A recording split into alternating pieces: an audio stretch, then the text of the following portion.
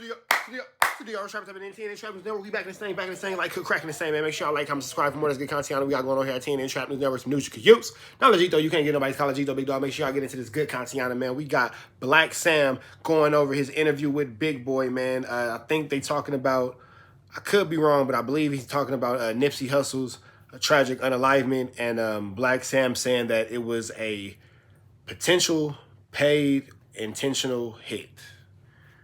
You ain't did so yet, hit the description button, follow the new page. Make sure you get into that. You ain't got into that. We ain't finna hold y'all no longer, man. Let's get into this content. Yes and no. Were you ever concerned about how accessible you guys were? I mean, yes and no. Just every day, we know where we at. Right. So we was always, had to be aware and be on point, dealing with all the different things that go on with, being in the hood. But I think I always felt that, God was protecting, and basically we felt like nothing could happen, because we've been through too much, so many different crazy circumstances where, we felt like as long as we do the right thing and we keep pushing forward with the positive, niggas can't, it's nothing that could happen. So that was the honest thought, and it's hindsight, man. Just you never understand. Man, I think you can hear just the heartbreak in this man's voice as he thinks about his brother's murder. This is disgusting. Like, not Sam. Sam's not what's discussing. This situation is discussing the fact that we ain't got Nip no more. This shit is disgusting, bro. Like, this shit is fucked up. God bless Blacc Sam and the entire family, the All Money and family included. Our love and our prayers definitely go out to that man. This shit is, you could just see heartbreak. As a partner, as someone from the outside looking in, right? I remember just what that day felt like when Nip passed. My mom passed on March 31st as well, right? So literally, I never forget that day, man. I was on a run. I was in a Red Roof Inn in somewhere in Georgia. I ain't gonna say where. I was at a Red Roof Inn. And my homie Cool Almighty from Detroit called me and said, "Hey, bro, Nip got shot." I said, "Man, I ain't got time for this shit, bro. Stop playing, my nigga. That's probably a rumor or whatever." He called me back. He goes, "Nah, bro, it's true. Nip got shot." I said, "Oh, he all right. He gonna make it. You know what I'm saying? Try to get some rest. Mind y'all, I'm on a run." He called me back. "Nah, bro, you might want to call your people." I jump up. I call. And then, yeah. I went to my mom's grave and I was doing a comedy show probably like the night or two before. And I wanted Nip to record me a drop like, "Oh, we'll see Big Boy's comedy show." He didn't get around to it. So literally on the way home, I was like, man, when I get home, I'm gonna call him like, "Oh, it was successful," and and do what we usually do, bro. And when I got to the house, I remember my man Fuzzy, he had hit me up and he said, "Man, I'm over here by Marathon." He said, "Something's going on over here." He said, "They got it blocked off." And I was like, man, he said, "I'm gonna try to get closer." And when he called me back, he said, "Man, they're saying something happened with Nip." What was that day like for you, bro? And did you feel any premonitions before we lost Nip? 100%, man. I think, man, we just, it's my cousin's birthday, so I want to say the night before, Nip took us to Wally's, Beverly Hills, me, Pops, and Adam, my cousin Adam, and just had a long talk with bro, not to get into too much detail, but there was a lot of big politics getting into with certain people. Hussle had DJ Khaled in the hood. Not to be speaking too much on shit, but we came frontline like we always do. And niggas wasn't happy that DJ Khaled was over there. Niggas gonna know we gonna crash out behind it. We not playing. Ain't nobody saying nothing to Khaled. Ain't nobody doing nothing to Khaled. And he's straight. And Hussle frontline that. And we felt like certain people didn't like that. and did the video. Khaled got out of there perfect and smooth, and we appreciated Khaled for showing up and coming to the hood and doing the video, and we knew that this was gonna be one of them videos, man. Hussle brought DJ Khaled to the hood, and had John Legend in the other scene. So we at Wally's, and we just chopping it up about a lot of shit, man. Just making sure that we on point in security, and when we pull up, it's, we like, Hussle, when you pull up to the shop, call us. He like, bro, I'm not calling you niggas when I pull up. I'm not calling you niggas when I pull up. And we like arguing and just, but turn into, a little bit of that, and then back to the celebrating bro, Adam's birthday, and Hussle got us the back room, and, family there, chopping it, and just us four. And we stayed there forever, man. And when he walked out, we all walked out the back room of Wally's. I think Rivera, one of the guys that filmed the video, just happened to be there. And so he see us walking out, he's like, oh, Hussle, what's up? And he's like, man, what's going on? He's like, bro, they just sent me the first edit of the video. And so he pulled it up, and he like, man, look at this, bro. You look amazing, bro. You about to do movies after this. Look at this shot. And so Hussle seen it, and Hussle was smiling. Hussle was happy. He seen the shots of the video. He's like, man, he's telling him like, bro, ain't no more small time shit, man. After this, nigga, your shit going out the roof. And so, we was all happy and shook hands with them, and then we left. And that's the last interaction, bro. And that was the night before? The night before, Saturday. And so Sunday, what was that morning like for you, Sam? Sunday, it's regular Sunday, man. I think we had spots in the hood. So one of the spots we had little weed spots. It's a 24-hour spot, and I think it was my boy who usually do one of the shifts. I had to cover one of the shifts, and so I was in it. I think I was in it all night, and I end up, the morning shift came in. I ended up leaving. And so my goal was to go to the house and sleep a couple hours, and then go back to the shop and close the shop up for the rest of the night. So I'm at Granny's house, sleep on the floor, and this phone just going crazy, man. It woke me up, and I picked the phone up, and forget who called me, man. I just hear people screaming in the background, and they like, man, bro got shot.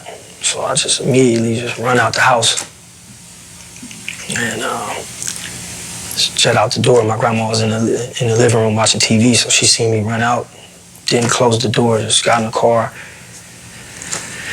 Grandma's on 5th in Slauson, so the shop is maybe like 6 blocks away.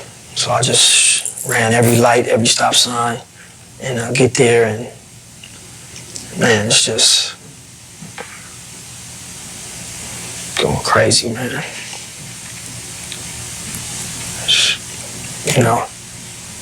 Everybody screaming, and I just see bro, and I'm just, it's fucked up, but bro still breathing. I think Kev Mack was like talking to him and trying to tell him, breathe, stay with, just breathe, bro. So I'm looking, trying to. Hearing a nigga tell your little brother just breathe.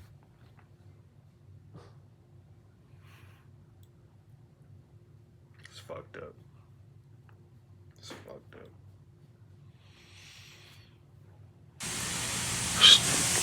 We need to figure this shit out. So somebody had the, I think, ambulance on the phone. And everybody screaming. I was just like, man, shut the fuck up, man. It's just like take. What's up, Papa?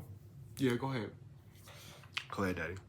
Phone, and I'm trying to talk to the ambulance. They say they coming, and they telling me, I'm asking them like what do we need to be doing, and so they telling me to try to administer CPR on bro, and asking me, is he breathing? I'm like, yeah, he's still breathing, you know. And my nigga had to watch his fucking little brother die in his arms, bro. That shit is fucked up. Just try to do the best that we could, and finally, you know, police came and ambulance came, and they took him. And so I'm just praying, you know, I had faith that bro was gonna be all right, and you know, I had a lot of people shot in that parking lot, and I done drove multiple people to the hospital, and you know, I'm like, man, if anybody make it, bro gonna make it for sure. And that was the ride to the hospital, man. Just praying, and you know, I was confident bro was gonna be good, man. And just couldn't understand it, man. Just like the Twilight Zone after that. Everything I believed in, or my faith in, shattered. But did you get word like right then? Did you follow? Yeah. What's up, Poppy? Can you help me, please? What you need help with? Ask your brothers to help you. You go get one of your big brothers. Followed the ambulance. Get word like right then? Did you follow? Yeah. Followed the ambulance, and they got out, and so I was trying to go to the doctors and the ambulance. I think J-Rock, one of the ambulance told J-Rock something, and he came to me. I'm like, no, I'm not trying to hear that, man. I'm trying to figure it out and go talk to them, and then go to the doctors. And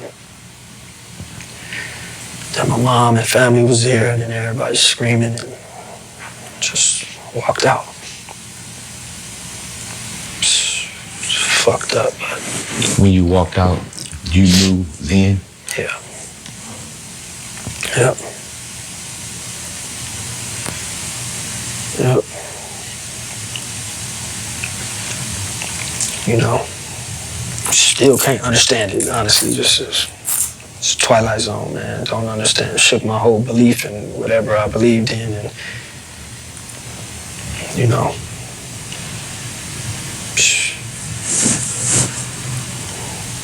Man, that's one of those, it's wild too, because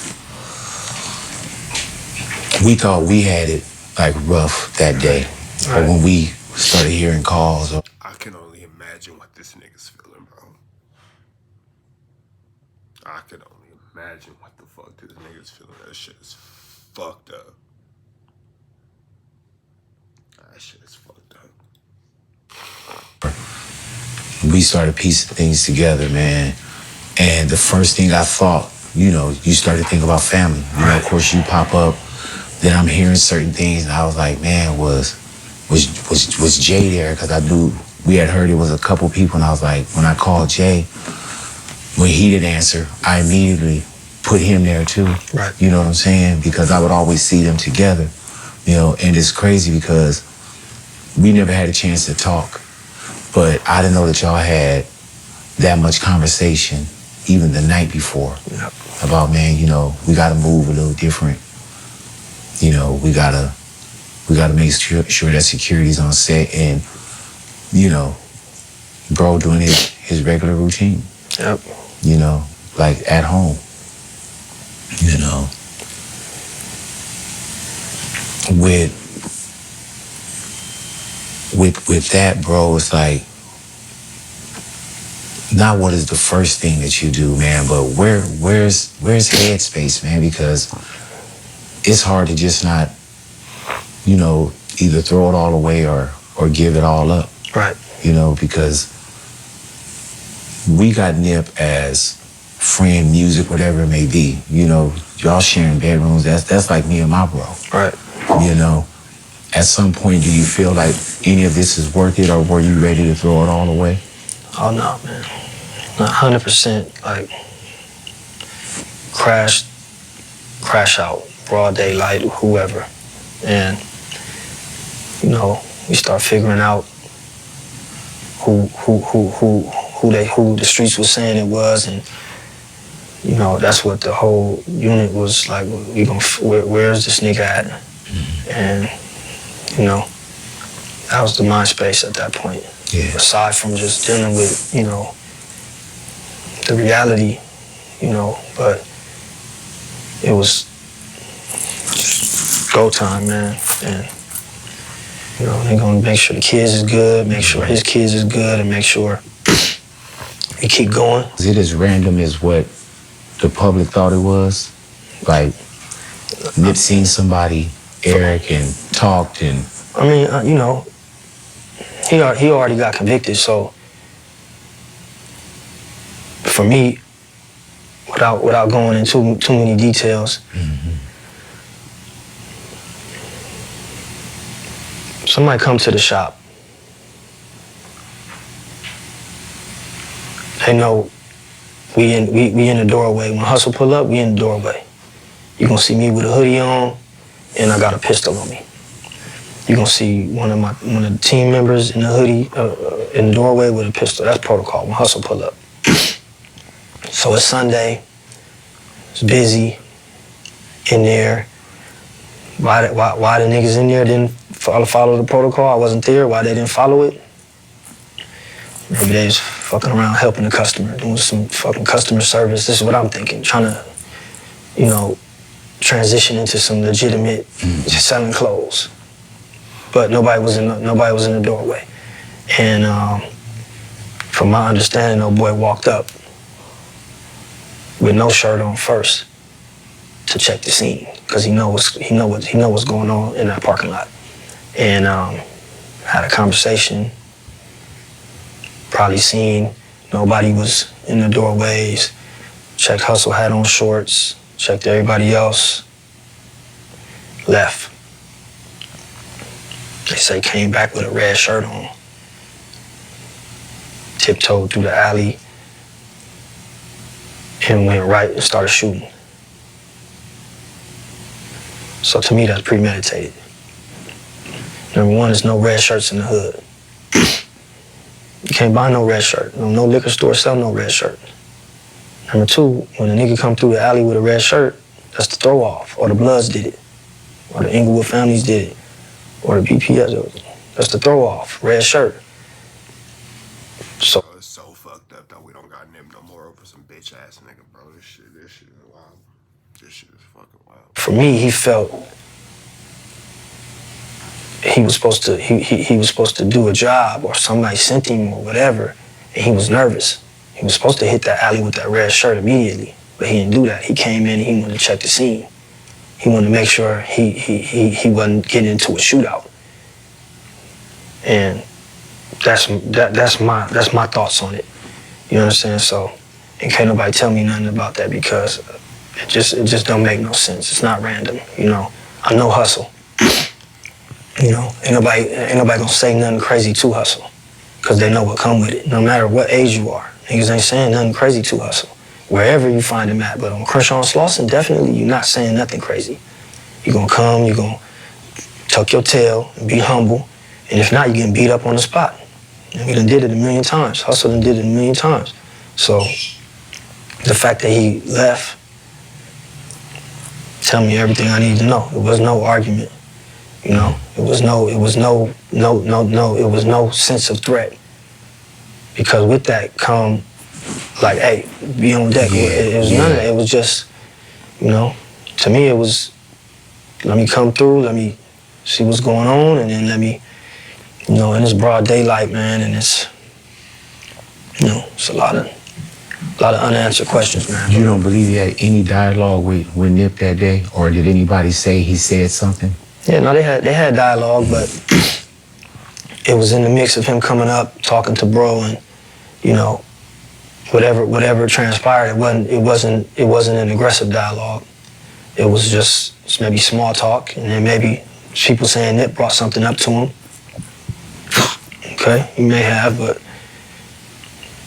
it wasn't If you don't know what was brought up, just go ahead and find that information on another page. I ain't gonna be the one, especially on this topic, to go ahead and say that. sometimes to know everything is to be smart enough not to know nothing. But if you know, just, yeah. All that. To me, that don't, whatever the dialogue was, that didn't justify, or that didn't turn into that. You know what I'm saying? He came there for a reason, and man got the reverses. I mean, he got the charges reversed because Hussle asked him something about it and humbled him real quick. But I think it's gonna come to the light. Did you know Eric Holder before? Yeah, we probably seen him a couple times when he was younger. You know, he hadn't been in the hood like that. They're saying he had some like a snitch jacket on him, or he couldn't come around. You know, And there it goes. me personally, Hussle, Fats, like we seen a lot of the homies raised because we had that shop 7 days a week. Mm-hmm. You know, before it was the Marathon store, when it was Slauson T, Slauson Ave, we had weed spots all in the hood. So we seen a lot of the young homies raised, from kids to teenagers to adults. We watched them. They know us. We know them. Anything we throw in the parking lot, if you're from that area, if you're from the 60s, if you from the 30s to the 100s, and when Hussle throws something in that parking lot, you coming. From whatever it is. You in the hood, you smoking weed, you coming to our spots.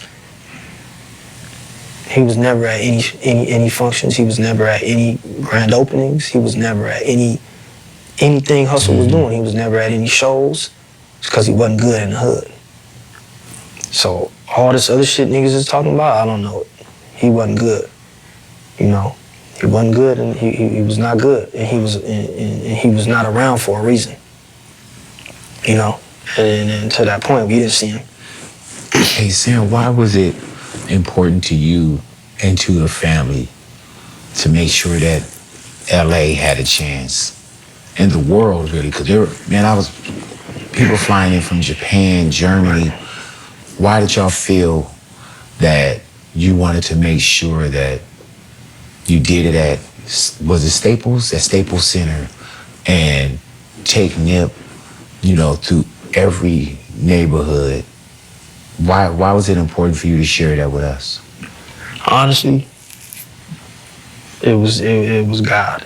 It wasn't, it was Hussle and God, because we were just, going through it. Obviously, man, we gotta get this funeral handled the right way, and we're trying to hit churches and, black churches, black preachers, and nope. They were afraid to touch it? So we couldn't find a venue. And so that we just like, this is crazy, man. And I think Karen Sybil came and was like, we gonna figure this out. And she reached out and ended up like, man, we got the Staples Center on deck. And I think, LeBron and Live Nation, Rock Nation, everybody pulled their resources together and made phone calls. And, after weeks and weeks of like, we can't get a venue, like, look, this is, we got the Staples for bro. And so at that point, it was like, all right, man, we gotta make sure we do this the right way for bro. And just trying to plan it, and people came and supported and helped plan it and, make it happen. Definitely the family was appreciative of that. And just driving through the city, man, I think, I know how much, the city meant to bro, and how much bro meant to the city. And we like, man, we gonna drive through all of LA, through everybody hood in LA.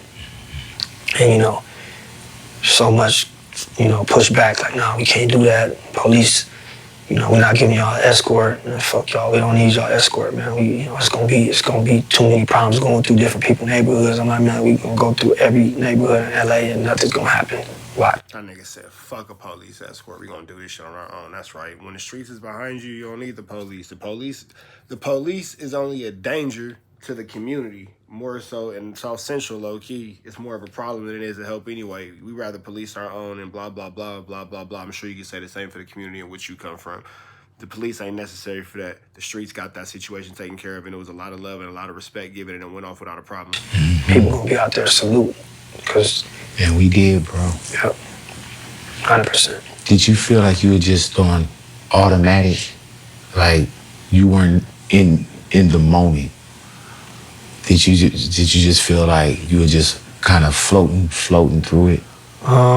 You know, it was just, you know, hardest time in my life, and for the family and everybody, man. But you know, it's just you gotta follow through, man, and you know, send bro home the right way. And you know, to this day, man, it still seemed like not real that bro was gone. But at that time, yeah, it was, you know, hard, man. You know.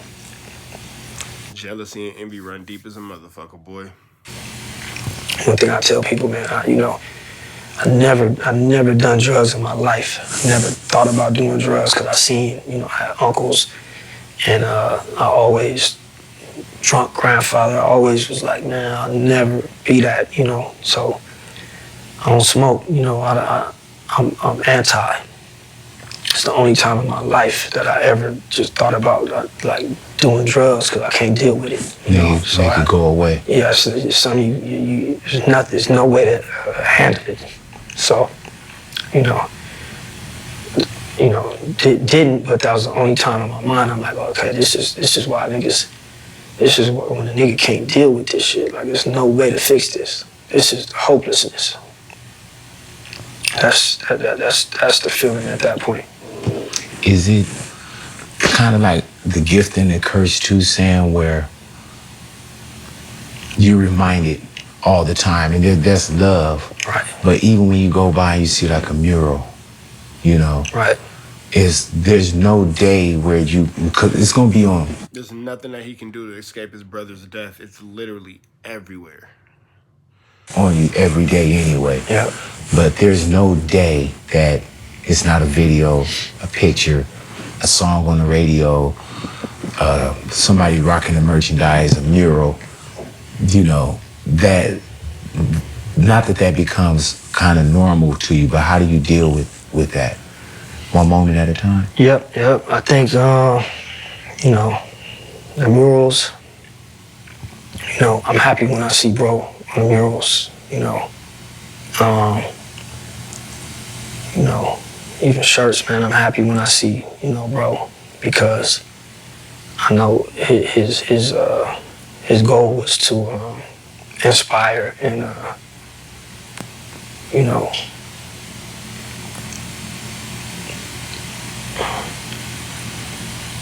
that's like proof. You know what I'm saying? Excuse me.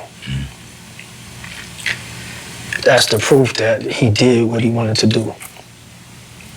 You know, I used to be like, man, we gotta get to the money and, you know, get this shit. And he's like, yeah, we're gonna get to the money, bro, but this shit bigger than that. So, I think, my bad, bro, I think,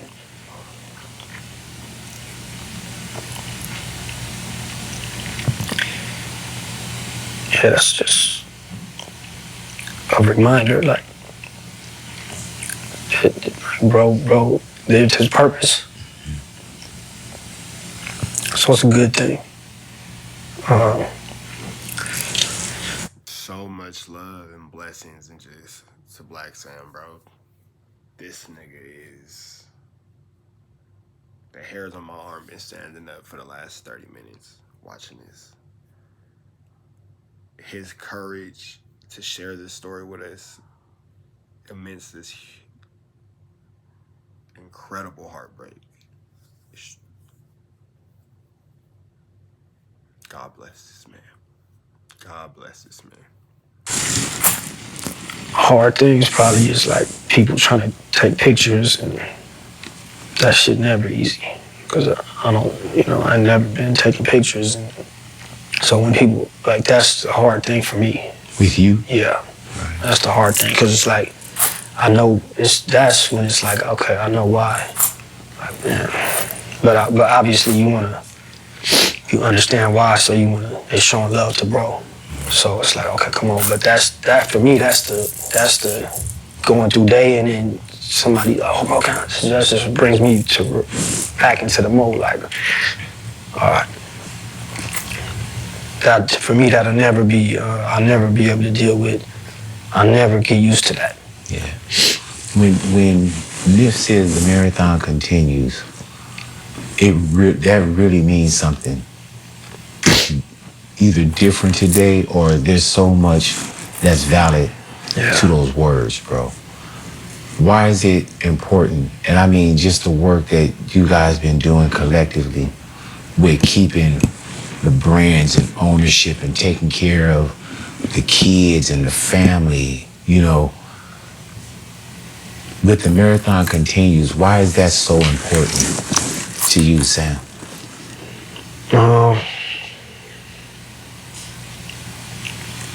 When I hear other people say it, marathon continues, you know, I appreciate it. You know, for me, I can't say the marathon continues. Just for me, I can't, because bro not here. So it's hard for me to say, but when I hear other people say it, I like it, and you know, it'll never be the same without bro here. But like you said, man, us trying to just continue things that he started and wanted to accomplish. I think it's our duty, man. Get this documentary out, get it done correctly. You know, obviously his kids, my niece and nephew, you know, make sure they understand who their dad fully was and what he did, and also, you know, the fruits of his labor, and making sure that they have, I think is the mission.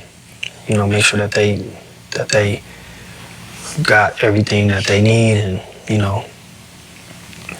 So I take comfort in knowing that, you know, we working and we building, and this is something that their father, you know, started, and that they have, and they gonna take over, pass down to them. Do you still hear Nip or any words? Yeah, 100%, man. I hear, you know, every second, man, every day, 100%. Yep. Man, well, I know we're talking about the documentary that's coming, man. You know, the legacy.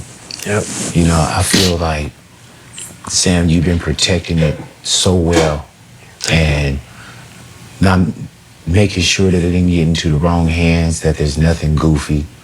You know, as much as we love Nip, there's nothing like brotherly love, bro. You know what I'm saying? And, you know, just to even get up every day is, I'm pretty sure at times it is, and I know it had to be extremely hard, because I know what loss is too. Yep. And man, like, bro, I really thank you for sitting down with us, man. Come on, thank you. You know, and I know, like I said, when we first started off, this is something that you do.